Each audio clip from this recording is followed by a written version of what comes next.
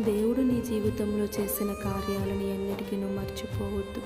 ఆయన చేసిన ఉపకారములలో దేనిని నువ్వు మరువకుండా నిత్యము వాటన్నింటిని బట్టి ఆయనకు కృతజ్ఞతాస్తుతులను చెల్లించుము. ఆయన నామాన్ని మహిమపరచుము.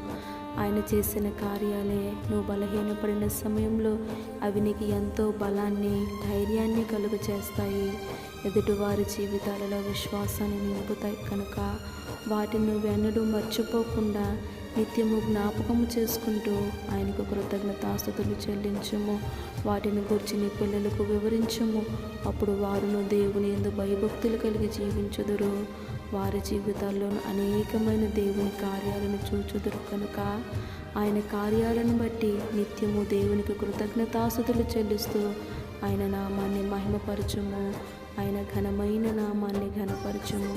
హల్లెలూయా.